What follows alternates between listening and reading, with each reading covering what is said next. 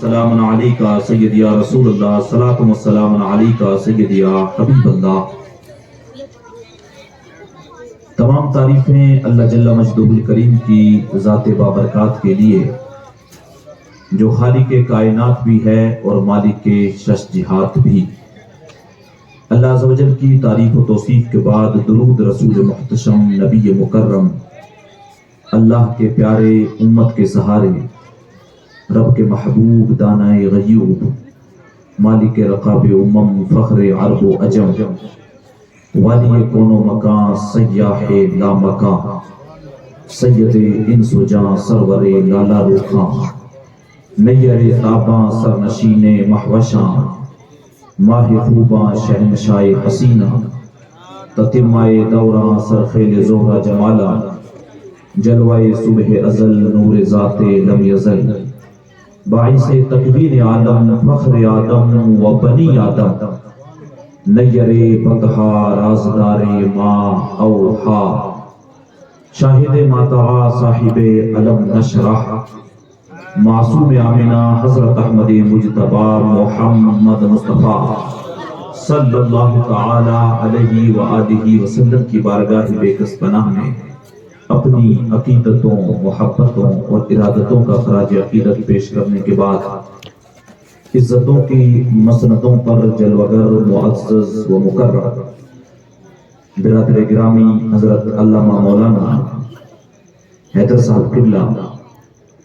قاری علی شیر صاحب قبلہ، ناظم اجلاس قاری یوسف صاحب قبلہ، مولانا جمال فیضانی، حافظ شاہ نواز صاحب، دیگر جتنے بھی علماء ذی وقار، حفاظ کرام، ائمہ کرام، میرے سامنے تشریف فرما بزرگوں، نوجوان ساتھیوں، بچوں، خواتین اسلام، السلام علیکم ورحمۃ اللہ وبرکاتہ۔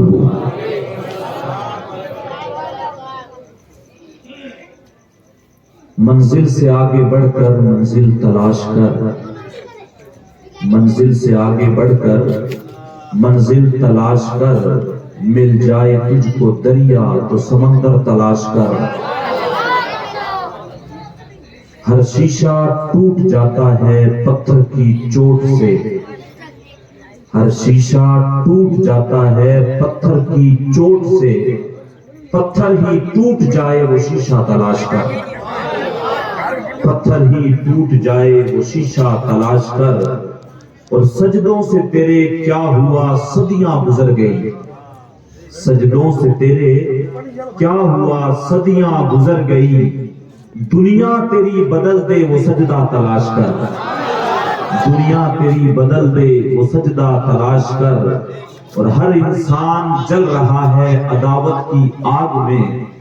اس آگ کو بجھا دے وہ پانی تلاش کر،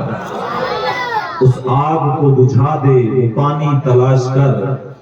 کرے سوار اونٹ پر اپنے غلام کو، کرے سوار اونٹ پر اپنے غلام کو، پیدل ہی خود چلے وہ آقا تلاش کر، پیدل ہی خود چلے وہ آقا تلاش کر، منزل سے آگے بڑھ کر منزل تلاش کر، مل جائے تجھ کو دریا تو سمندر تلاش کر۔ حضرات محترم، الحمدللہ ثم الحمدللہ، میں اور آپ آج اصلاح معاشرہ کانفرنس میں جمع ہونے کا شرف حاصل کر رہے ہیں۔ مجھ سے پیشتر آپ نے نعت رسول منقبتیں بھی سنی جامی صاحب قبلہ سے، اس سے پہلے آپ نے مفتی اشفاق حسین صاحب سے بڑا جو ہے اصلاحی بیان، آپ نے بہترین اصلاحی بیان آپ نے سماعت کیا۔ آپ کے اس محلے میں آج دوسری مرتبہ آنے کا مجھے شرف حاصل ہو رہا ہے۔ پچھلے سال 22 رمضان کو میں آپ کے یہاں پر حاضر ہوا تھا، اور آج دوسری مرتبہ مولانا غلام حیدر صاحب قبلہ کی جو ہے صدا پہ میں نے لبیک کہتے ہوئے آپ حضرات کے یہاں پہ حاضر ہوا ہوں۔ پچھلی بار میں اور ابھی کے یہ 2 منٹ 4 منٹ میں نے آپ حضرات کے سامنے جو خطبہ پیش کیا ہے، اس سے آپ حضرات کو اندازہ ہو گیا ہوگا کہ میں کوئی جوشیلا، کوئی ہاڑ پھاڑ والا خطیب نہیں ہوں۔ یہ جو دھیمے لہجے میں جس طریقے سے آپ حضرات سے بات کر رہا ہوں، اسی انداز میں گفتگو کرنے کی میری عادت ہے، وہ کیا کسی نے کہا تھا، اثر کرے نہ کرے سن تو لے میری فریاد، اثر کرے نہ کرے سن تو لے میری فریاد، نہیں ہے داد کا طالب یہ بندہ آزاد۔ تو صاحبان اسٹیج سے اور آپ حضرات سے بھی گزارش کروں گا، خاص طور سے یہ مدنی منیاں اور مدنی منع جو بیٹھے ہوئے ہیں، آپ حضرات سے مؤدبانہ گزارش کروں گا، زیادہ لمبی گفتگو کرنے کی بھی عادت نہیں ہے، جتنی دیر بیٹھے ہیں توجہ کے ساتھ بیٹھے، اور اگر آپ کو مناسب لگے تو آپ سبحان اللہ ماشاءاللہ کہیں، ورنہ اس کے لیے بھی میں آپ کو نہیں کہوں گا کہ آپ زور سے ماشاءاللہ کہیں یا سبحان اللہ کہیں، بلکہ اگر آپ توجہ کے ساتھ بیٹھ کے سنیں گے اس سے مجھے زیادہ خوشی ہوگی۔ قرآن کریم کی آیت کریمہ سورہ رحمان کی شروع کی 2 آیتیں میں نے آپ حضرات کے سامنے پڑھی۔ یہ پچھلے کچھ ٹائم سے یہ سسٹم میں نے شروع کیا ہے کہ جب لوگوں کے درمیان جاتا ہوں تو قرآن مجید یا اس کی تفسیر سامنے رکھ کے 10 آیتیں 15 آیتیں جتنا ہو سکتا ہے اس کا ترجمہ اور مختصر تفسیر بیان کرنے کی کوشش کرتا ہوں۔ مولانا غلام حیدر صاحب بیٹھے ہوئے، حضور علیہ السلام کی حدیث ہے کہ جو بندہ قرآن مجید کا ایک لفظ پڑھتا اللہ تبارک و تعالیٰ اس کو 10 نیکیاں عطا کرتا ہے۔ تو اس نیت کے ساتھ بھی میں قرآن مجید کی تلاوت کرنے کی کوشش کرتا ہوں کہ اگر میں پڑھ رہا ہوں آپ حضرات سن رہے ہیں کہ جو 10 نیکیاں مجھے مل رہی ہیں وہ آپ کو بھی ملیں گے انشاءاللہ العزیز۔ تو کوشش کروں گا تھوڑی دیر جو آپ حضرات کے سامنے سورہ رحمان کی چند آیتیں ان کا ترجمہ اور ان کی تفسیر جو ہے آپ حضرات کے سامنے رکھ لیں، اللہ میری زبان پر کلمۃ الحق جاری فرمائے۔ اللہ عز و جل نے سورہ رحمان کے شروع میں فرمایا الرحمن، اللہ تبارک و تعالیٰ نے جو اپنا صفاتی ایک اللہ تبارک و تعالیٰ کا نام ہے اسماء الحسنی میں سے، وہ اللہ تبارک و تعالیٰ نے جو ہے بیان کیا الرحمن علم القرآن۔ رحمان یہ مبالغہ کا صیغہ ہے جس کا معنی ہوتا ہے بہت ہی زیادہ رحم کرنے والا۔ علم القرآن، رحمان نے قرآن سکھایا۔ کس کو سکھایا؟ مفسرین لکھتے ہیں اپنے محبوب کو سکھایا، اپنے محبوب کو قرآن سکھایا۔ اور کیسا سکھایا؟ ایسا سکھایا کہ جو بھی قیامت تک ہونے والا ہے یا جب سے دنیا بنی ہے جو کچھ ہو چکا ہے وہ سارا کا سارا علم اللہ تبارک و تعالیٰ نے قرآن میں رکھا،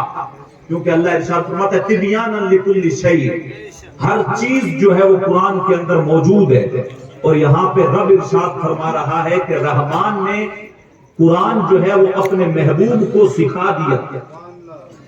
اب جب محبوب کو قرآن سکھا دیا اور قرآن کے اندر ساری چیزوں کا علم ہے تو گویا جو کچھ ہو چکا ہے جو ہونے والا وہ سارا اپنے محبوب کو سکھا دیا۔ پھر آگے ارشاد فرمایا خلق الانسان علمہ البیان، رحمان نے کیا کیا؟ قرآن سکھایا۔ خلق الانسان، انسان کو پیدا کیا، علمہ البیان، اور پھر جو ہے اسے بیان بھی سکھا دیا۔ علماء لکھتے ہیں بیان سے مراد بھی یہاں پر قرآن کریم ہے کہ اللہ تبارک و تعالیٰ نے جو ہے قرآن کریم پورا اپنے حبیب علیہ السلام کو سکھا دیا۔ اچھا، اللہ تبارک و تعالیٰ نے، امام غزالی نے یہاں پر بڑی خوبصورت بات لکھی ہے کہ اللہ تبارک و تعالیٰ نے انسان کو پیدا کیا، پیدا کرنے کے بعد اس کا ایک احسان یہ ہے کہ صرف پیدا کر کے اگر چاہتا تو اس کو تاریکی کے اندر چھوڑ دیتا، اندھیرے کے اندر چھوڑ دیتا، اس کے لیے نور ہدایت نہیں بناتا۔ لیکن اللہ تبارک و تعالیٰ نے انسان کو پیدا کیا، پیدا کرنے کے بعد اس کو تاریکی میں بھٹکنے کے لیے نہیں چھوڑا بلکہ اپنے انبیاء کو ان کی ہدایت کے لیے بھیجا اور آسمان سے جو ہے کتابیں بھی اتاری ان کی ہدایت کے لیے، تو اس کو بھٹکنے کے لیے نہیں چھوڑا بلکہ جو ہے ایک راہ راست دکھانے کے لیے قرآن مجید کی صورت میں، انبیاء اکرام کی صورت میں چراغ ان کے سامنے رکھا۔ اور کسی کی خوش نصیبی تھی کہ جو ان پہ ایمان لا کے راہ راست پہ چل پڑا، کسی کی بد نصیبی تھی جو پوری زندگی بھٹکتے رہ گیا۔ اور آگے پھر کیا اللہ تبارک و تعالیٰ نے ارشاد فرمایا الشمس والقمر بحسبان، سورج اور چاند حساب کے پابند ہیں۔ نوجوان خاص طور سے بیٹھے ہوئے اسکولوں کے اندر، کالجوں کے اندر ہم لوگ پڑھتے ہیں، تو آج کی جو نئی تحقیق ہے بہت سارے تو اس چیز کو مان چکے ہیں، لیکن کچھ ہیں آپ کو ابھی بھی یہ بتائیں گے کہ زمین جو ہے وہ چکر لگاتی ہے، یہ چیز بتائیں گے تو ہمارے نوجوان بھی وہی جو 4 کتابیں پڑھے ہوتے ہیں پھر وہ قرآن پڑھے ہوئے نہیں ہوتے تو پھر وہ بھی وہی چیز بتاتے ہیں کہ نہیں حضرت زمین جو ہے وہ چکر لگاتی ہے، لیکن اللہ تبارک و تعالیٰ ارشاد فرماتا ہے الشمس والقمر بحسبان، سورج اور چاند حساب کے پابند ہیں۔ یہاں پہ اس سے مراد یہ ہے کہ جب ان کے نکلنے کا وقت ہوتا ہے تب نکلتے ہیں، جب غروب کا وقت ہوتا ہے تب غروب ہو جاتے ہیں۔ اور کائنات کا نظام جو ہے اللہ تبارک و تعالیٰ نے ان کے تابع کر رکھا ہے، جب سورج نکلتا ہے دن ہو جاتا ہے، جب غروب ہو جاتا ہے رات ہو جاتی ہے۔ اور اللہ تبارک و تعالیٰ نے ان کو حساب کا ایسا پابند کر رکھا ہے کہ 1 سیکنڈ کا بھی فرق نہیں رہتا وقت کے اندر، اگر 1-2 منٹ کا بھی فرق رہ جائے تو دنیا کا نظام درہم کا برہم ہو جائے، لیکن اللہ تبارک و تعالیٰ نے ان کو حساب کا پابند کر رکھا ہے۔ آگے اللہ تبارک و تعالیٰ ارشاد فرما رہا ہے وَالنَّجْمُ وَالشَّجَرُ يَسْجُدَانِ، ستارے اور درخت اللہ تبارک و تعالیٰ کی بارگاہ میں سجدہ کرتے ہیں۔ کتنا بد نصیب ہے انسان، ستارے خدا کی بارگاہ میں سجدہ کرتے ہیں، درخت اللہ کی بارگاہ میں سجدہ کرتے ہیں۔ قرآن مجید کی اور دیگر سورتوں کے اندر ہے سبح للہ ما فی السماوات والارض، جو کچھ بھی زمین اور آسمانوں کے اندر ہیں اللہ کی تسبیحاں بیان کرتی ہیں۔ درخت ہیں تو وہ بھی، ہم لوگ قبرستان میں جاتے ہیں یہ پھول لے جا کے قبر پہ پیش کرتے ہیں، کیونکہ ہم نے حدیث میں پڑھ رکھا ہے کہ جو ہری چیز ہوتی ہے وہ اللہ کی تسبیح بیان کرتی ہے، اور جب قبر پہ جب تک رہے گی تب تک وہ اللہ کی تسبیح بیان کرے گی، اس تسبیح بیان کرنے کے صدقے سے اللہ اس قبر سے عذاب اٹھا لے گا۔ تو ہر چیز اللہ کی تسبیح بیان کرتی ہے۔ یہاں پہ اللہ ارشاد فرماتا ہے چاند اور یہ ستارے اور درخت اللہ کی بارگاہ میں سجدہ کرتے ہیں۔ یہ انسان کتنا بد نصیب ہے جس کو جمعہ پڑھنے کی بھی فرصت نہیں ہے، جو عید کا نمازی ہو گیا ہے، جو 5 وقتہ نماز بھی پڑھ نہیں سکتا، بہانے بنا کے ٹال دیتا ہے۔ کبھی کہتا ہے حضرت مجھے کام پہ جانا ہے، کبھی کہتا ہے حضرت میرے کپڑے گندے ہو گئے، کبھی کہتا ہے میں نہایا ہوا نہیں ہوں، اور جو ہے معاملہ یہ رہتا ہے کہ مسجد پاس میں بھی ہوتی ہے پھر بھی جو ہے نماز پڑھنے کی توفیق نہیں ہوتی۔ اللہ تبارک و تعالیٰ کی بارگاہ میں ہمیشہ مانگے، اللہ کی بارگاہ میں یہی دعا مانگے مالک ہمیں جو ہے سجدے کی توفیق دینا، ہم سے اپنی توفیق کبھی مت چھیننا، کیونکہ اللہ جن سے سجدوں کی توفیق چھین لیتا ہے ان کا گھر مسجد کے پڑوس میں بھی رہتا ہے، 5 وقتہ اذان بھی سنتے ہیں لیکن پھر بھی مسجد میں داخل ہونے کے جو ہے وہ ان کو توفیق نہیں ہوتی۔ میں بارہا ایک واقعہ بیان کر چکا ہوں، پہلے بھی کئی مرتبہ شاید آپ نے سوشل میڈیا کے مادھیم سے سنا ہوگا آپ نے، ایک کسی زمانے کے اندر کوئی ایک بوڑھا بزرگ کولی تھا جو اسٹیشن پہ کام کیا کرتا تھا۔ ایک نوجوان ٹرین سے اترا، ٹرین سے اترنے کے بعد اس نے آواز لگائی کوئی ہے میرا سامان اٹھانے والا، تو وہ بوڑھا آگے بڑھا۔ ان بوڑھوں کا بھی خاص طور سے محلے کے اندر خیال رکھیں جن کے گھروں کے اندر بیٹھی ہوئی ان کی جو ہے غریب بچیاں، سروں کے اندر چاندی اتر آئی ہے، وہ بیچارہ صبح میں مزدوری کرنے کے لیے جاتا ہے، شام میں پلٹ کے آتا ہے، 200-400 روپے دھاڑی لے کے آتا ہے کہ کہیں کچھ لون مرچ، کوئی آٹا، کوئی نمک، کوئی چائے پتی، کوئی دودھ کا انتظام کر سکے۔ اور گھر کے اندر ان کی جو ہے بیٹیاں بیٹھی بیٹھی جو ہے لوگوں کے کپڑے سی کے اپنے جہیز کا سامان تیار کر رہی ہوتی ہیں۔ اور اللہ نے اگر کسی کو دولت دی ہوتی ہے تو وہ محلے کے اندر جب اپنے بچے کی شادی کرتا ہے تو وہ 10-20 لاکھ روپے سے ہی جو ہے شادی میں پھونک دیتا ہے، اور محلے کے اندر بڑائیاں کرتا ہوا نظر آتا ہے، یہ دیکھو میں نے اپنے بچے کی شادی کے اوپر 7 طرح کی مٹھائیاں کی جس پہ 10 لاکھ کا خرچہ ہو گیا۔ صاحب تیرا کس کام کا وہ 10 لاکھ روپے مٹھائیوں پہ خرچ کرنا جو تیرے ہی محلے کے اندر تجھے وہ نظر نہیں آیا کہ تیرے ہی محلے کی گلی کے نکڑ کے اوپر کسی بوڑھے کی بیٹیاں بیٹھی بیٹھی اس کی دہلیز پہ بوڑھی ہو رہی تھی اور تجھے ان کا کبھی خیال نہیں آیا؟ تو خیال کرنا چاہیے معاشرے میں ان لوگوں کا بھی جو لوگ دیہڑی مزدوری کر کر کے جو ہے اپنا ٹائم پاس کرتے ہیں۔ اسی طریقے کا کوئی غریب تھا، اسٹیشن پہ کام کرتا تھا، اس نوجوان کا سامان اٹھایا، سامان اٹھانے کے بعد جب بازار سے گزرنے لگا تو پاس میں مسجد پڑتی تھی، مسجد جب پڑتی تھی تو اس نوجوان سے کہنے لگا کہ بیٹے میں نے عصر کی نماز نہیں پڑھی ہے، اگر تم تھوڑی دیر رکو تو میں مسجد ہے عصر کی نماز پڑھا تھا۔ اس نے کہا بابا جلدی جاؤ لیکن جلدی پڑھ کے آنا، میں تمہارا یہیں پہ انتظار کر رہا ہوں۔ وہ بزرگ اندر گیا، جا کے نماز پڑھنے میں مشغول ہو گیا، اور ایسا اس کا معمول تھا کہ نماز پڑھنے کے بعد وہ کوئی تسبیح بھی پڑھتا تھا، تسبیح پڑھنے میں مشغول ہو گیا۔ اب یہ نوجوان باہر کھڑا کھڑا پریشان ہو گیا، اس کو بڑی حیرت ہوئی، بابے کو بڑی دیر ہو گئی ہے اندر، کافی دیر ہو گئی، آخر ابھی تک آیا کیوں نہیں ہے؟ تو اب یہ جوتے اتار کے مسجد کے اندر نہیں جا رہا ہے، ہم جو مسجد کے اندر جاتے ہیں جوتے رکھنے والی جگہ ہوتی ہے وہاں پہ کھڑا ہے، اور وہاں پہ کھڑے کھڑے اندر منہ کر کے مسجد کے اندر منہ کرتا ہے جوتے والی جگہ پہ جوتے پہن کے کھڑا ہے، پنجابی لہجے کے اندر کہتا ہے کہ بابا ہن تا آ جا، بڑی دیر ہو گئی، کیڑی شے تینوں باہر نہیں آن دیندی۔ پنجابی میں بول رہا ہے بابا ہن تا آ جا، بہت دیر ہو گئی تیرے کو، کتنی دیر ہو گئی، ابھی تک کیوں نہیں آیا، کون سی چیز تجھے باہر نہیں آنے دیتی ہے؟ وہ بابا نماز پڑھ کے جو ہے بیٹھا ہوا تھا، تسبیح پڑھ رہا تھا، سبحان اللہ سبحان اللہ سبحان اللہ۔ حضور کی حدیث ہے کہ جو الحمدللہ الحمدللہ پڑھتا ہے، کل قیامت کے دن اللہ تبارک و تعالیٰ اس کے نامہ اعمال کو میزان پہ نیکیوں سے بھر دے گا۔ جو سبحان اللہ پڑھتا ہے، الحمدللہ پڑھتا ہے، اسی حدیث کے دوسرے الفاظ ہیں کہ زمین اور آسمان کے درمیان جو جگہ ہے، جو سبحان اللہ اور الحمدللہ کی تسبیح بیان کرتا ہے، اللہ زمین اور آسمان کے درمیان کی جو جگہ ہے اس کے لیے نور سے بھر دیتا ہے۔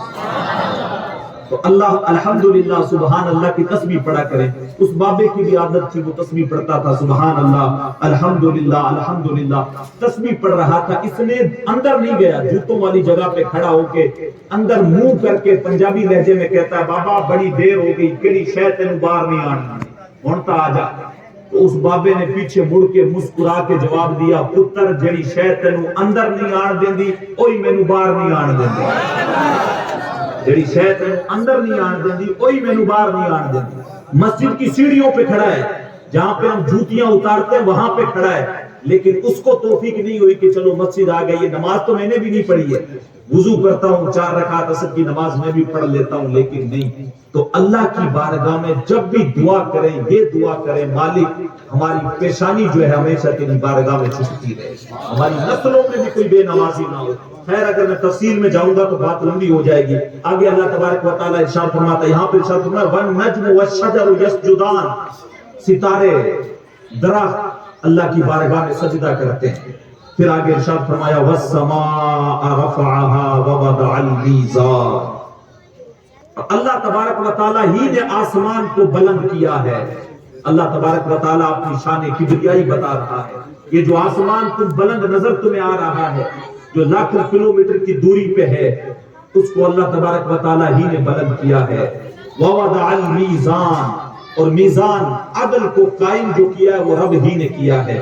آگے ارشاد فرماتا ہے اللہ تطغوا فی المیزان، تاکہ جو ہے تم تولنے میں زیادتی نہ کرو، یعنی عدل قائم کیا اللہ تبارک و تعالیٰ نے۔ اگر کوئی آپ ایسا سامان بیچتے ہیں، کوئی تولنے والا سامان بیچتے ہیں، تو اللہ تبارک و تعالیٰ ارشاد فرماتا ہے اس میں زیادتی نہ کرو۔ ایسا نہیں ہے کہ کسی کی نظر بھٹکی اور تم نے جو ہے ادھر سامان کم رکھا ہوا ہے، کسی کو جو ہے کم تول کے دینا 1 کلو ہے، تم اس کی جگہ جو اس کو 900 گرام دے رہے ہو، یا تم نے کانٹے کے دوسرے والی سائڈ پہ جو ہے چنگم چپکا رکھی ہے، کوئی جو چمک جس کو بولتے چپکانے والی لگا لی تم نے، کہ 200 گرام ادھر سے کرتا رہے گا، اس کو لگے گا 1 کلو ہی لے رہا ہوں، نہیں، اس کی بڑی مذمت آئی ہے۔ کئی قومیں جو ہیں وہ کم تولنے کی وجہ سے برباد کر دی گئی، قرآن اٹھا کے دیکھتے ہیں تو اللہ تبارک و تعالیٰ ارشاد فرماتا ہے اللہ تطغوا فی المیزان، تاکہ تم تولنے میں زیادتی نہ کرو، ایسا نہیں ہے۔ اور آگے ارشاد فرمایا وَأَقِیمُوا الْوَزْنَ بِالْقِسْطِ وَلَا تُخْسِرُوا الْمِیزَانَ، اور ارشاد فرمایا اور وزن کو ٹھیک رکھو انصاف کے ساتھ، یعنی جب بھی تم وزن کرو، کسی کو کوئی چیز تول کے دینے لگو، چاہے وہ تیل ہو، چاہے وہ آٹا ہو، چاہے وہ نمک ہو، کوئی بھی چیز ہو، جب تولنے لگو تو انصاف قائم کرو، برابر اس کو تول کے دو، ذرہ برابر بھی اس کے اندر کمی نہ ہو۔ اگرچہ تم فروٹ کا کاروبار کر رہے ہو، سبزی کا کاروبار کر رہے ہو، کسی بھی چیز کا کر رہے ہو، اگر تم یہ سوچ رہے ہو کہ ہر 1 کلو میں سے 100 گرام میں روزانہ نکالوں گا اور 1 کوئنٹل اگر میں بیچتا ہوں تو 10 کلو اس طریقے سے میرا پروفٹ ہو جائے گا، نہیں، وہ تمہارے مال میں برکت نہیں ہوگی۔ لیکن اگر تم انصاف کے ساتھ کسی کو تول کے دو گے تو اللہ تبارک و تعالیٰ جو ہے تمہارے اس کے اندر بہت ہی زیادہ برکت جو ہے وہ عطا کر دے گا۔ تو انصاف کرو تولنے کے اندر۔ آگے ارشاد فرمایا وَالْأَرْضَ وَضَعَهَا لِلْأَنَامِ، اور جو ہے اس نے زمین کو پیدا کیا اپنی مخلوق کے لیے۔ زمین کو اس لیے بنایا تاکہ تم کھیتی باڑی کرو، اس کے اوپر اپنے گھر بناؤ، اس کے اوپر تم اپنے سفر کرو، عالی شان محل تعمیر کرو اور اپنی زندگی کو عیش و آرام کے ساتھ گزارو۔ اس لیے اللہ تبارک و تعالیٰ نے جو ہے زمین کو پیدا کیا، لیکن عیش و آرام سے مطلب یہ نہیں ہے کہ رب کی نافرمانیاں کرتے ہوئے گزارتا۔ عیش و آرام سے یہ بالکل مطلب نہیں ہے کہ زمین کو اللہ تبارک و تعالیٰ نے تمہیں جو ہے پیدا کیا ہے تمہارے لیے تو تم اس کو جو ہے ناچ گانوں کا اڈا بنا دو، بدماشیوں کا اڈا بنا دو، تم جو ہے حرام کاموں کو اس کے اوپر کرو نہیں۔ اللہ ارشاد فرماتا ہے زمین کو تمہارے لیے اس لیے پیدا کیا گیا ہے تاکہ تم سکون کے ساتھ اس کے اوپر رہو اور اپنے اڑوسیوں پڑوسیوں کو بھی سکون کے ساتھ رہنے دو۔ آگے ارشاد فرمایا فیہا فاکہۃ والنخل ذات الاکمام۔ اللہ ارشاد فرماتا ہے اس میں اللہ تبارک و تعالیٰ نے طرح طریقے کے پھل پیدا کیے۔ یہ اللہ تبارک و تعالیٰ ہی کی شان ہے کہ اس نے زمین کے اندر کئی ایک قسم کے پھل پیدا کیے، اور کھجوریں غلافوں والی کھجوروں کے اندر بھی پیدا کی، لیکن ان میں بھی کئی ایک کوالٹیاں رکھی، الگ الگ طریقے کی کھجوریں آپ کو ملیں گی۔ بتاؤ یہ تمہارے رب کے علاوہ کون کر سکتا ہے؟ آگے ارشاد فرمایا والحب ذو العصف والریحان،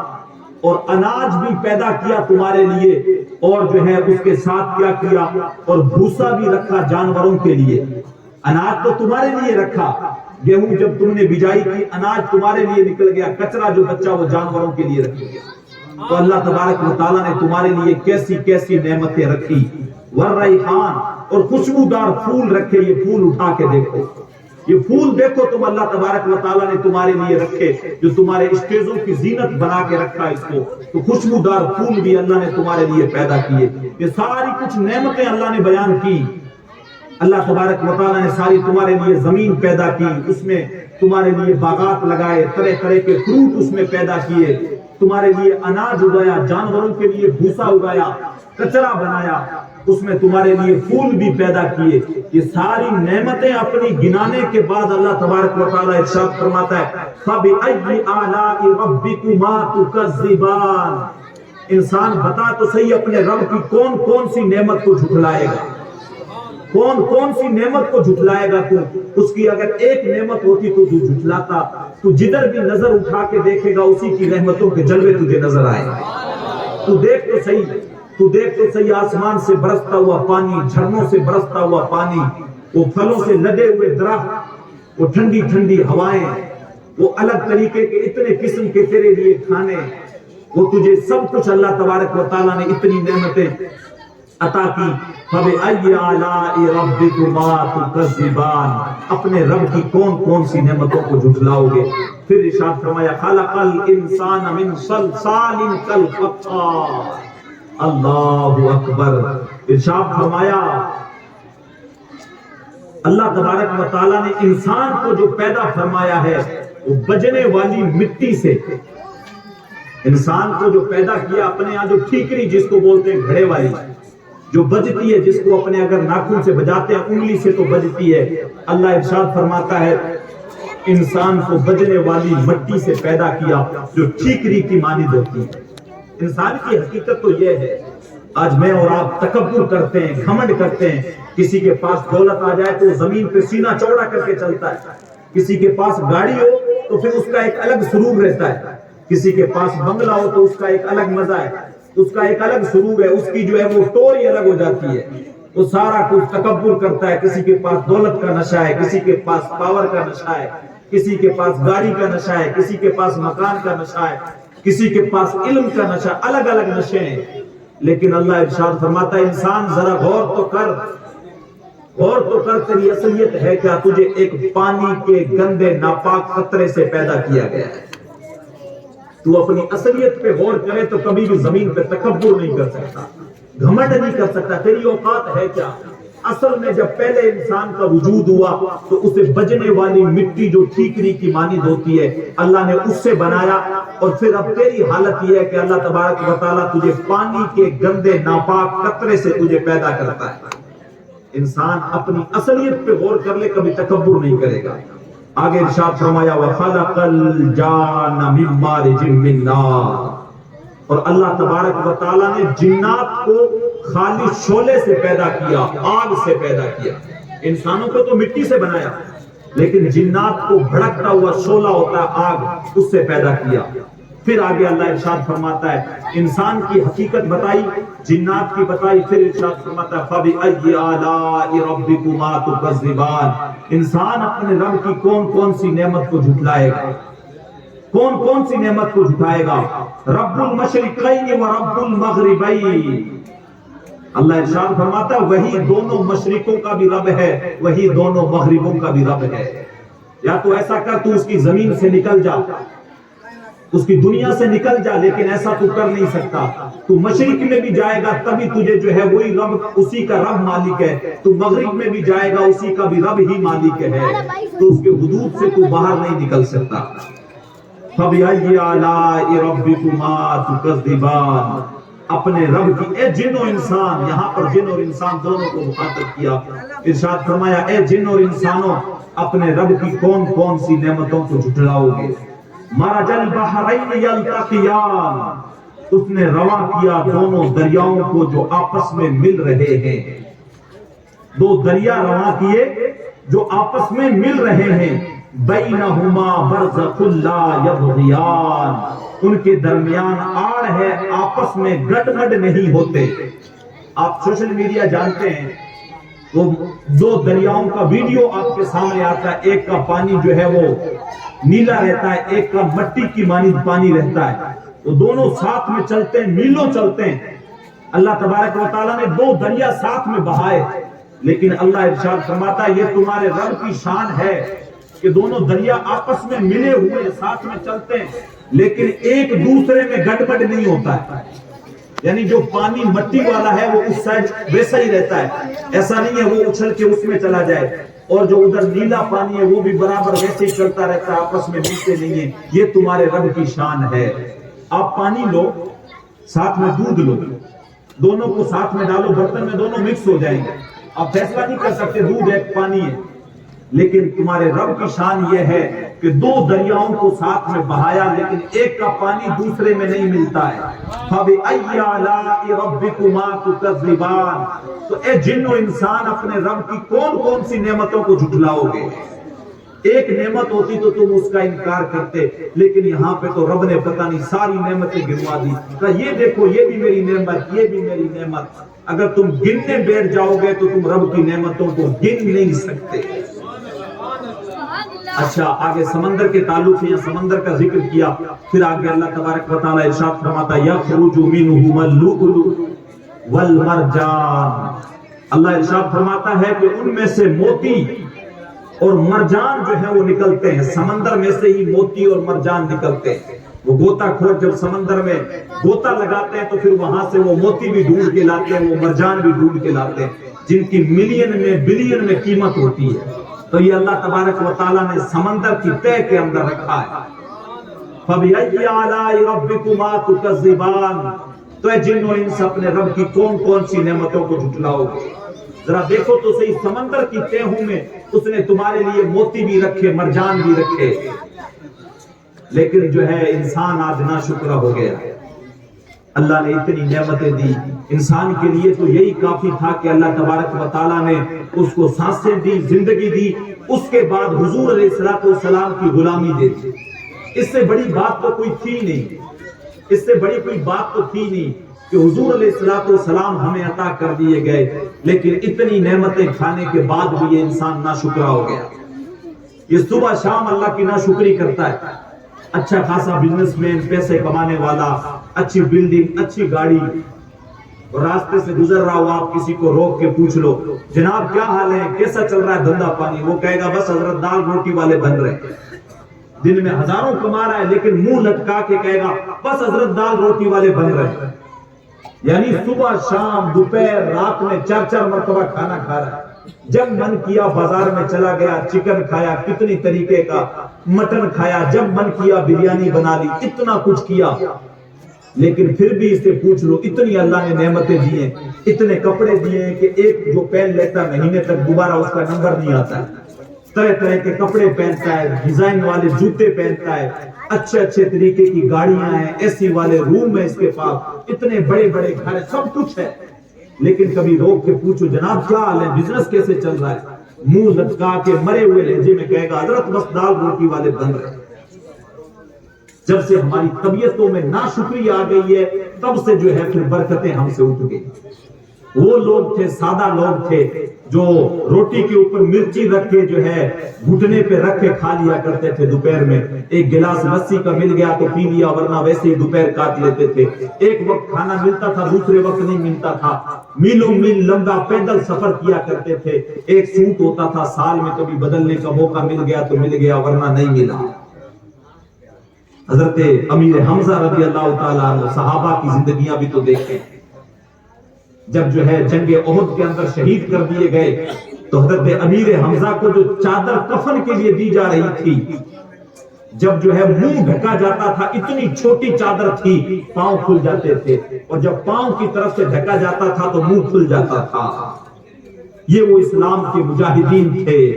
یہ وہ اسلام کے سپہ سالار تھے جنہوں نے اپنے خون کا ایک ایک قطرہ جب بہایا تب جا کے اسلام ہم تک پہنچا.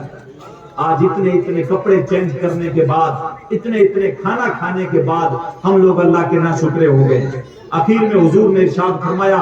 ایسا کرو کہ چادر کو منہ والی طرف سے ڈھک دو اور پاؤں کی طرف جو ہے وہ گھاس ڈال دو. حضور کے سگے چچا ہیں جنگ احد کے اندر جن کو جو ہے کفار نے شہید کر دیا، پھر اس کے بعد ان کو مسلح بھی کر دیا گیا، ناک کان کاٹ لیے گئے، کلیجہ نکال کے جو ہے وہ چبایا گیا. حضور علیہ السلام کے سر پہ پٹی بندھی ہوئی ہے اور صحابہ سے کہہ رہے کوئی میرے چچا کی کہانی مجھے سناؤ. آنکھوں میں آنسو ہیں، امام الانبیاء ہیں.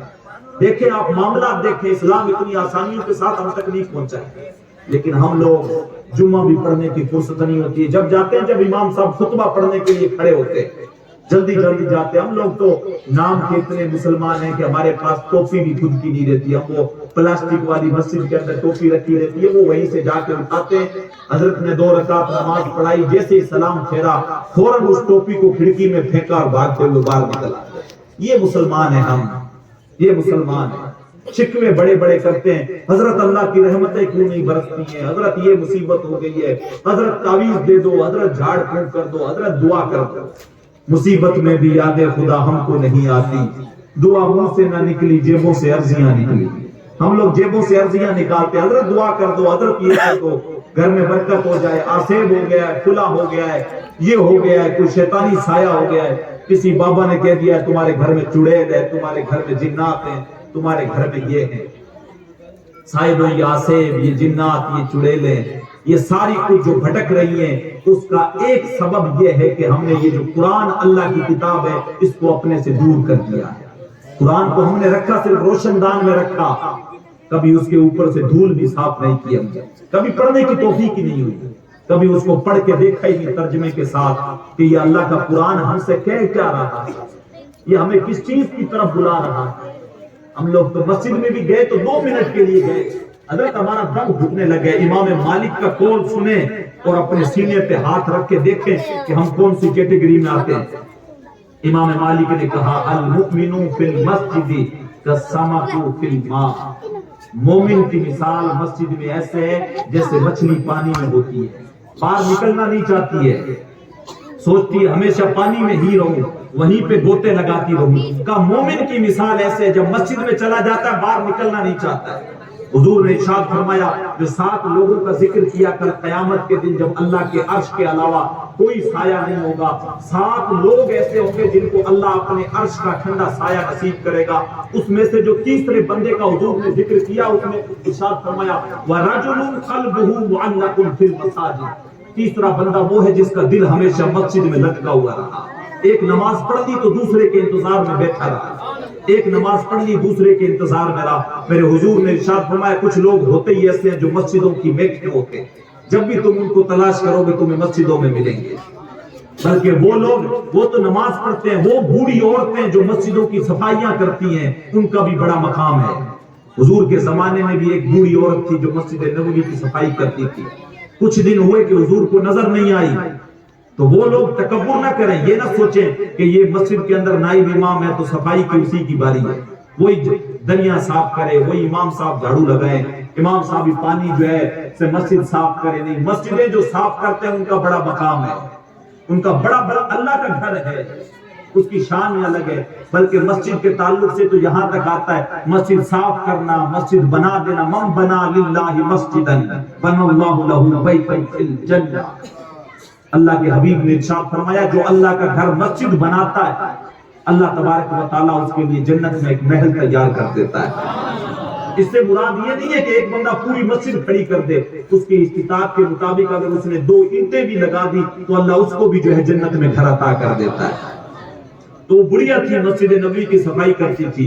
حضور کو نظر نہیں آئی، پوچھا صحابہ سے، وہ ایک بوڑھی عورت تھی جو مسجد نبوی کی صفائی کرتی تھی، کئی دن سے دیکھ نہیں رہا ہوں۔ صحابہ نے کہا حضور وہ تو انتقال کر گئی، ہم نے اس کو دفنا دیا۔ حضور نے ارشاد فرمایا تم نے مجھے بتایا نہیں؟ کہا حضور وہ ایک عام سی بڑھیا تھی، ہم نے سوچا آپ کار نبوت کے جو ہے کاموں میں، نبوت کے کاموں میں آپ مصروف ہیں، آپ کے کندھوں پہ بہت بوجھ ہے، تو ہم نے آپ کو بتانا مناسب نہیں سمجھا، ہم نے سوچا عام سی سادہ سی عورت ہے۔ حضور نے کہا جو اللہ کے گھر کی صفائی کرتی تھی تم نے اس کو عام عورت سمجھا ہے، مجھے اس کی قبر بتاؤ۔ حضور اس کی قبر پہ تشریف لے گئے اور جا کے فاتحہ پڑھی۔ تو مسجدوں کے ساتھ اپنا رشتہ مضبوط کریں۔ امام مالک نے ارشاد فرمایا المؤمن فی المسجد کالسمک فی الماء والمنافق فی المسجد کالطیر فی القفص۔ ارشاد فرمایا مومن کی مثال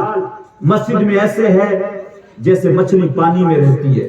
اور منافق کی مثال مسجد میں ایسے ہے جیسے پرندہ جو ہے وہ پنجرے کے اندر پھنس جاتا ہے، وہ جلدی پھڑ پھڑا کے باہر نکلنا چاہتا ہے۔ تو میں اور آپ اپنی حالت دیکھیں کہ مسجدوں کے اندر ہماری حالت ہے کیسی، وہاں دل لگتا ہے کہ نہیں لگتا۔ ابھی رمضان مبارک کا مقدس مہینہ شروع ہونے والا ہے، ہم لوگ صرف 2 روزوں والے روزے دار ہیں، 27 آخری جمعے کا روزہ رکھنے والے لوگ ہیں، 30 روزے بھی ہم سے نہیں رکھے جاتے، سال میں 1 مرتبہ آتے ہیں، سال میں 1 مرتبہ رمضان کے روزے آتے ہیں، وہ بھی ہم سے نہیں رکھے جاتے۔ حضور نے ارشاد فرمایا جس نے ایمان اور احتساب کے ساتھ رمضان کے پورے روزے رکھے، اللہ تبارک و تعالیٰ اس کی زندگی کے پچھلے سارے گناہوں کو معاف کر دے۔ 2 روزے رکھنے سے نہیں ہوتے، جس طرح ہم لوگوں نے ماحول بنا رکھا ہے 2 روزے صرف رکھتے ہیں، آخری جمعہ اور 27، اور وہ بھی ایک نہیں رکھتے ہیں، 2 رکھتے ہیں۔ اور کسی سے پوچھو کہ یار یہ 2 کیوں رکھتے ہو، ایک ہی تو رکھ لو، اب 27 28 چھوڑ دیے ہیں تو ایک ہی رکھ لو، 2 کی اب کیا ضرورت ہوگی؟ نہیں حضرت ایک اس لیے نہیں رکھتے ہیں کہ ایک رولتا ہوا پھرے گا، اس لیے ہم لوگ 2 رکھتے ہیں۔ سوچ دیکھیں آپ، کوالٹی دیکھیں ہمارے قوم کی، فلسفر والی سوچ دیکھیں کتنی اعلیٰ سوچ ہے۔ حضرت ایک اس لیے نہیں رکھ رہے ہیں کہ ایک رولتا پھرے گا، 2 اس لیے رکھ رہے ہیں کہ 2 کی جوڑی بنے گی۔ میڈل کے لائق ہیں ہم لوگ، گولڈ میڈل کے لائق ہمیں ملنے چاہیے۔ صاحبوں جب یہ سوچ ہے کہ 2 کی جوڑی رہے گی، دونوں بھٹکیں گے نہیں،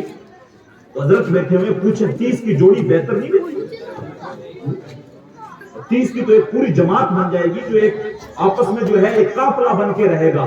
اگر کوئی بچھڑنے بھی لگے گا تو 29 اس کو بچھڑنے نہیں دیں گے، بولا تو جا کہاں رہا ہے، ہمارے ساتھ ہے۔ 2 میں سے تو ہو سکتا ہے کوئی ایک آدھا ادھر ہو جائے، اگر 30 رہیں گے تو باقی اگر 1 2 بچھڑنے بھی لگے گا تو وہ 27 28 ہم کو جانے نہیں دیں گے، بولا تم جا کہاں رہے ہو، ہمارے ساتھ رہو، ہمارے ساتھی ہو۔ لیکن ہم اپنی سوچ کو بدلنا نہیں چاہتے، ہم لوگ اپنی سوچ کو بدلنا نہیں چاہتے، ہم لوگ ترقی چاہتے نہیں، ہم لوگ صرف یہ چاہتے ہیں کہ ہم لوگ دعا کریں اور سیدھی کوئی چیز نازل ہو جائے، آسمان سے سیدھی نعمتیں ہم پہ برس جائیں، پیر صاحب آئیں گھر کے اندر دعا کر دیں اور بیڑا ہمارا پار ہو جائے۔ آخری جمعے میں یا پھر لیلۃ القدر میں چلے جائیں، ایک نماز پڑھ کے آئیں قضاء عمری کے نام سے، لاسٹ والی 2 رکعت 4 رکعت، اور جتنے بھی 25 سال 50 سال کی عمر ہو گئی ایک ہی نماز میں ساری قضائیں ادا ہو گئی، بس اب فری ہو گئے۔ تو اتنی آسانی سے منزلیں نہیں ملتی۔ ان لوگوں کی زندگیاں بھی دیکھیں جنہوں نے راہ خدا میں اپنی چمڑی تک بھی ادھروا دی، جن کے ہاتھوں میں میخیں رکھ کے جو ہے کیلیں ٹھوک دی گئی، جن کی زبان پہ جلتے ہوئے کوئلے رکھے گئے، جن کو گرم گرم پتھروں پہ لٹایا گیا، جن کو جو ہے اونٹوں سے باندھ کے چیر دیا گیا، جن کے سروں پہ آرا رکھ کے پاؤں تلک چیر دیا گیا۔ تو اتنی آسانی کے ساتھ تو منزل نہیں ملتی، پھر دکھ بھی سہنے پڑتے ہیں، پھر سارا کچھ سہنا پڑتا ہے، اور اتنا کچھ کرنے کے بعد بھی اللہ کی بارگاہ میں، حضور علیہ الصلوۃ والسلام کی بارگاہ میں یہ جو ہے وہ عرض کیا جاتا ہے جے سونا ہی میرا دکھ وچ راضی میں سکھ نو چلے ڈاواں۔ سارا کچھ کرنے کے بعد بھی کہا جاتا ہے کہ مالک اگر تیری مرضی اسی میں ہے تو میں بھی خوش ہوں، تو پھر شکوے نہیں کیے جاتے، تو پھر وہ منزل ملتی ہے۔ پھر جو ہے وہ کیا کسی نے کہا تھا، خودی کو کر بلند اتنا کہ ہر تقدیر سے پہلے خدا خود بندے سے پوچھے بتا تیری رضا کیا۔ تو یہ چیز ہے۔ تو اللہ تبارک و تعالیٰ نے ارشاد فرمایا فَبِأَيِّ آلَاءِ رَبِّكُمَا تُكَذِّبَانِ وَلَهُ الْجَوَارِ الْمُنشَآتُ فِي الْبَحْرِ كَالْأَعْلَامِ، اور اسی کے زیر فرمان ہیں وہ جہاز جو سمندروں میں پہاڑوں کی مانند بلند نظر آتے ہیں۔ یعنی سمندروں کے اندر جو بڑے بڑے جہاز دیکھتے ہیں، آج کل تو زمانہ اتنا ترقی کر گیا ہے کہ جو سارا بزنس جو ہوتا ہے، جو آؤٹ پٹ ان پٹ جو مال ہوتا ہے یہاں سے انڈیا سے ودیشوں میں جاتا ہے، ودیشوں سے یہاں پہ آتا ہے، وہ پانی والے جہازوں کے ذریعے جاتا ہے۔ اور اللہ ارشاد فرماتا ہے کہ اس کو اگر تم سمندروں میں دیکھو گے ان جہازوں کو تو تمہیں دور سے یہ لگے گا جیسے سمندروں میں پہاڑ ہیں، اور وہ سارے کے سارے اللہ کے زیر فرمان ہیں۔ اگر اللہ تبارک و تعالیٰ نہ چاہے تو سمندر کے اندر جہاز نہیں چل سکتے۔ تو ان سمندروں کے اندر اگر پانی کی سطح پہ ان جہازوں کو اگر کوئی چلا رہا ہے تو وہ تمہارا رب چلا رہا ہے۔ اس کی باغ کو اگر کسی نے سنبھال رکھی ہے تو تمہارا رب ہی ہے۔ تو اس رب کی کون کون سی نعمتیں جھٹلاؤ گے؟ پلٹ کے اسی کی طرف آ جاؤ۔ کل من علیہا فان وَيَبْقَى وَجْهُ رَبِّكَ ذُو الْجَلَالِ وَالْإِكْرَامِ۔ اللہ ارشاد فرماتا ہے جو کچھ زمین پہ ہے سب فنا ہو جائے، کچھ بھی باقی نہیں رہے گا، باقی رہنے والی ذات صرف تمہارے رب کی ہے۔ سب کچھ آسمان، زمین، یہ گھر، یہ کھیت، یہ کھلیہان، یہ انسان، یہ جانور، سب کچھ جو ہے وہ فنا ہو جائے گا، باقی رہنے والی ذات صرف تمہارے رب کی ہے۔ فَبِأَيِّ آلَاءِ رَبِّكُمَا تُكَذِّبَانِ۔ تو اے جن و انس اپنے رب کی کون کون سی نعمتوں کو جھٹلاؤ گے؟ کون کون سی نعمتوں کو جھٹلاؤ گے؟ اللہ نعمتیں گنوا رہا ہے۔ پھر بندوں سے جو ہے حضرت جابر غالباً رضی اللہ تعالیٰ عنہ جو ہے روایت کرتے ہیں کہ جب حضور نے یہ سورت ہمارے سامنے پڑھی، جب یہ سورہ رحمان نازل ہوئی اور فَبِأَيِّ آلَاءِ رَبِّكُمَا تُكَذِّبَانِ جب پڑھتے، جب سورت مکمل کر لی تو سارے کے سارے صحابہ خاموشی کے ساتھ سن رہے تھے۔ حضور نے ارشاد فرمایا صحابہ تم پہ تعجب ہے، تم خاموشی کے ساتھ بیٹھے ہوئے تھے، لیکن جن جب اس سورت کو سن رہے تھے تو اللہ کی بارگاہ میں عرض کر رہے تھے کہ مالک ہمیں کیا ہو گیا ہے کہ ہم تیری نعمتوں کو جھٹلائیں، ہم تیری نعمتوں کو کبھی نہیں جھٹلائیں گے۔ تم خاموش بیٹھے ہوئے تھے تو اللہ کی نعمتیں، اللہ نے کیا کچھ نہیں دیا۔ اللہ نے ہمیں اولاد دے کے قوت دی، بھائی دے کے بازو دیے، ماں باپ دے کے سہارا دیا، اور زندگی جینے کے لیے جو ہے سکون کے لیے جو ہے وہ بیوی دی، بھائی بہن دیے، یہ رشتے دیے، دوست و احباب دیے، اتنی نعمتیں دی، طرح طرح کے کھانے دیے، اتنا سارا کچھ، یہ جو ہے چمچماتی ہوئی پوری دنیا، یہ تارکول کی بچھی ہوئی سڑکیں، یہ سارا کچھ، یہ پھل، یہ فروٹ، یہ اناج، اتنی ساری کچھ جو نعمتیں دی ہیں وہ اللہ ہی نے تو دی ہیں۔ اس کے علاوہ ایسی کون سی ذات ہے جو یہ نعمتیں دے سکتی ہے؟ تو مجھے اور آپ کو چاہیے کہ ہم لوگ جو ہیں اللہ تبارک و تعالیٰ کے نعمتوں کی قدر کریں، ناشکری نہ کریں۔ رمضان کریم کا مقدس مہینہ آ رہا ہے، اس میں پورے روزے بھی رکھنے کی کوشش کریں، اگر اللہ نے زکوٰۃ فرض کی ہے تو زکوٰۃ بھی ادا کریں، اور اپنے معاملات بہتر کرنے کی کوشش کریں۔ خاص طور سے میں نوجوانوں سے گزارش کروں گا، علماء بھی بیٹھے ہوئے ہیں، آج سب سے زیادہ جو اہم چیز کی ہمیں ضرورت ہے، اور یہ میں بڑی جو ہے معذرت کے ساتھ کہوں گا، ہم لوگوں کے اندر معاملہ یہ ہو گیا، نوجوانوں کے اندر خاص طور سے جب سے یہ فون ہاتھ کے اندر آ گیا ہے، ہمارے کئی ایک نوجوان جو ہے وہ الہادیت کی طرف بڑھتے جا رہے ہیں، ملحد ہوتے جا رہے ہیں۔ لفظ آپ کے لیے اگر میں آسان کر کے بتاؤں، علماء تو اس چیز کو سمجھیں گے، ملحد اس کو بولتے ہیں جو کسی بھی خدا کے اوپر یقین نہیں رکھتا۔ وہ یہ کہتا ہے کہ کوئی خدا نہیں ہے، کوئی اللہ نہیں ہے، کسی نے ہمیں پیدا نہیں کیا، ہم خود بخود ہیں، یعنی خدا کے ہونے کا انکار کر دے اس کو ملحد بولتے ہیں۔ تو یہ نوجوان کیا اور یہ چیزیں کیسے ہوتی ہیں کہ ہم بچپن سے اپنے بچوں کی تربیت نہیں کرتے۔ یہ قرآن مجید ہے، اگر صحیح طریقے سے ہم نے پڑھایا ہوتا اپنے بچوں کو اللہ تبارک و تعالیٰ کی توحید، حضور کی رسالت، اگر صحیح معنوں میں ڈھنگ سے پڑھائی ہو تو پھر بچہ بچپن ہی سے احتیاط کے ساتھ چلے گا۔ لیکن جب اس کے پاس علم نہیں ہوگا، اور علم ہوگا بھی تو کوالٹی والا نہیں، میں علماء سے گزارش کروں گا، جو اسکولی لائن والے بیٹھے ان سے بھی گزارش کروں گا، تعلیم کوئی سی بھی حاصل کریں اس کے اندر کوالٹی لے کے، کوالٹی جب تک نہیں ہوگی تب تک کوئی بھی علم فائدے مند نہیں ہے۔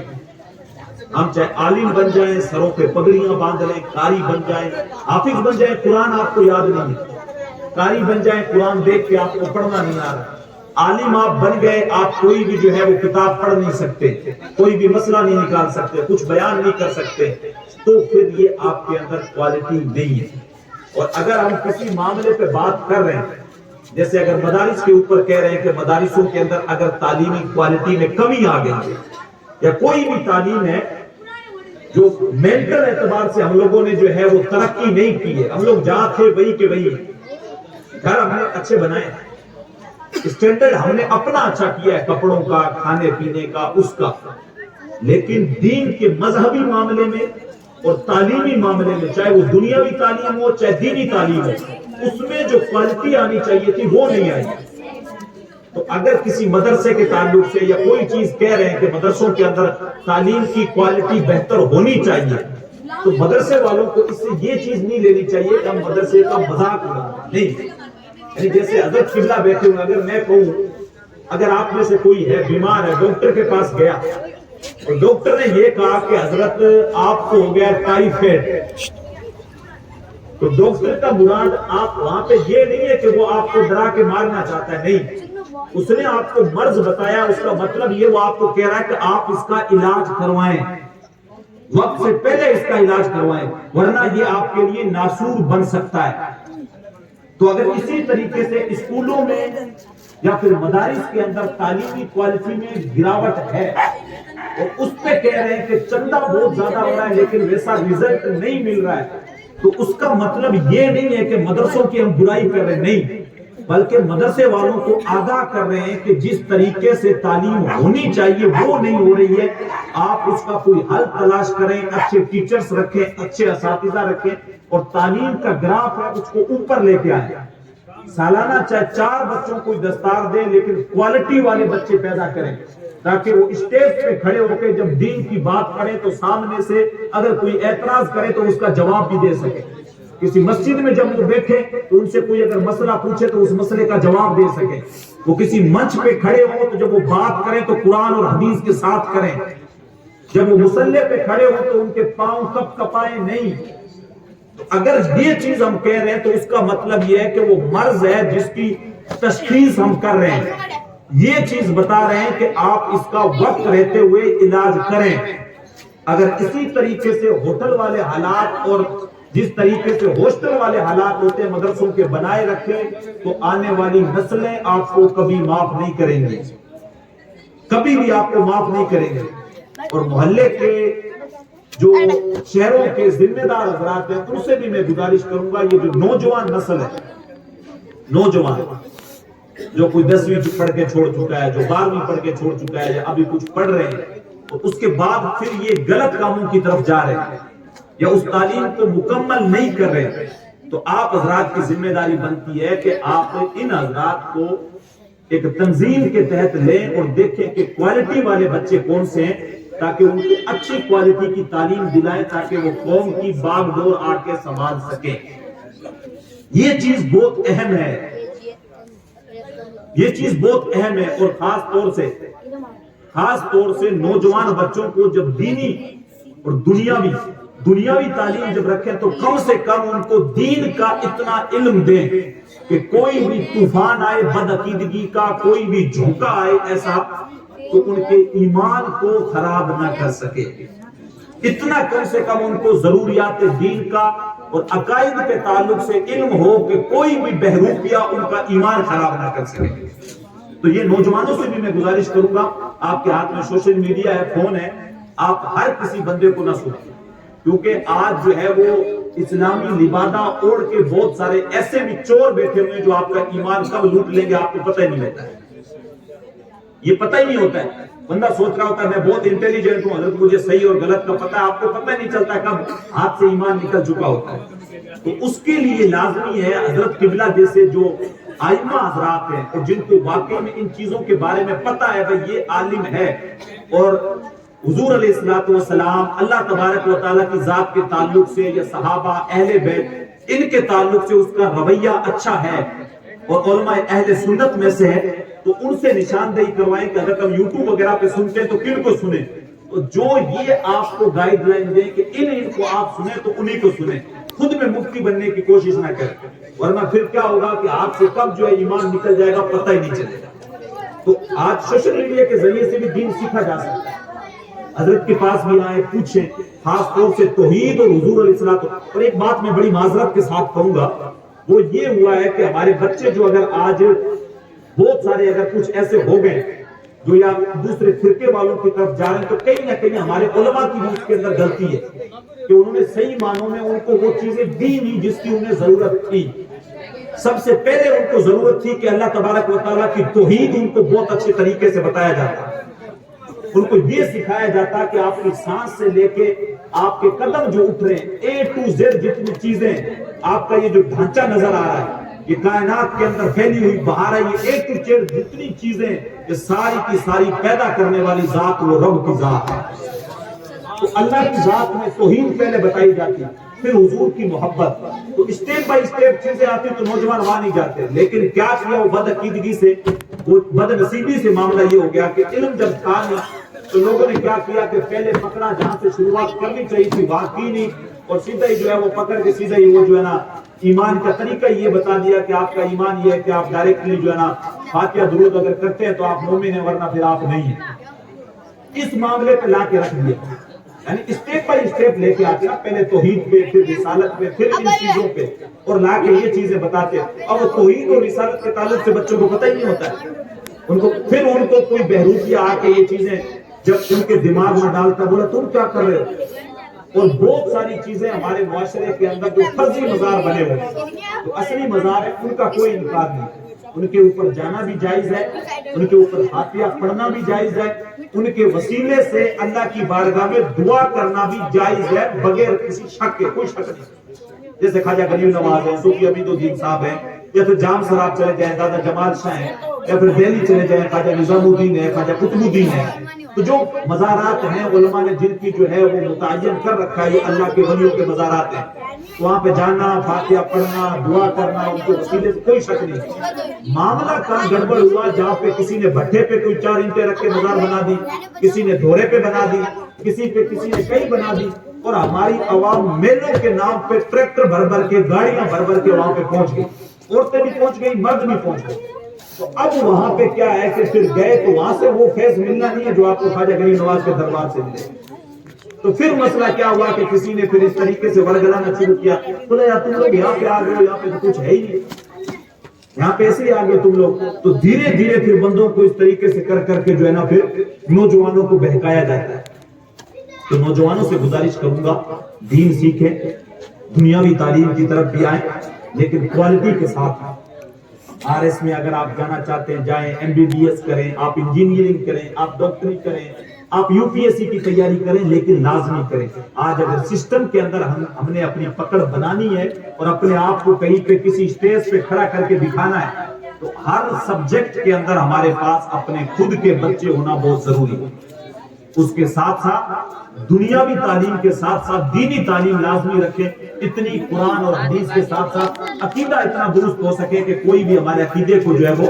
گڑبڑ نہ کر سکے۔ یہ کچھ باتیں تھی جو میں نے آپ حضرات کے سامنے رکھی، باتیں اور بہت ساری اگر ہم لوگ جو ہے وہ کریں تو پوری رات صبح تک ہو سکتی ہے، لیکن زیادہ لمبی گفتگو کرنے کی میری عادت ہے نہیں۔ تو یہ جو چند باتیں میں نے آپ حضرات کے سامنے رکھی، اور آج کی اس تقریر سے ایک میسج میں آپ حضرات کو اور دینا چاہوں گا۔ وہ میسج یہ ہے کہ حضرت آپ نے اتنی 50 منٹ کی گفتگو کی، آپ ہمیں 2 لفظوں کے اندر بتا دیں کہ ایمان کیا چیز ہے۔ وہ ہر تقریر کے اندر میں اخیر میں بتاتا ہوں، وہ ایمان اس چیز کا نام ہے۔ یہ میری 2 باتیں جس طرح اپنے مارواڑی میں بولتے ہیں نا، پلے باندھ لیں، گانٹ سے باندھ لیں اس کو۔ تو 2 باتیں یہ ہے کہ ایمان اس چیز کا نام ہے جو ادب مصطفیٰ سے شروع ہوتی ہے اور محبت مصطفیٰ پہ ختم ہوتا ہے۔ بس یہ 2 باتیں آپ میری یاد رکھیں اور اس کو پلے کے ساتھ باندھ لیں کہ ایمان اس چیز کا نام ہے حضور کا ادب اور حضور کی محبت۔ اور علامہ ڈاکٹر اقبال نے تو سارا جوس نکال کے گلاس میں پیش کر دیا، کہتے ہیں کہ محمد سے وفا تو نے تو ہم تیرے ہیں۔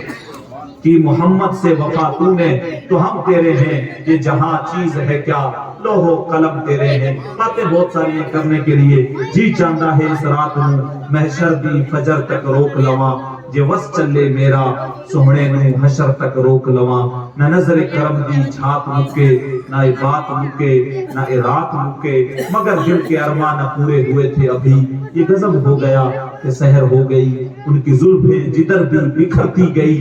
گیت گاتی ہوئی شب ادھر ہو گئی، ان کی آنکھوں میں ایسا نشہ تھا فراز، ان کی آنکھوں میں ایسا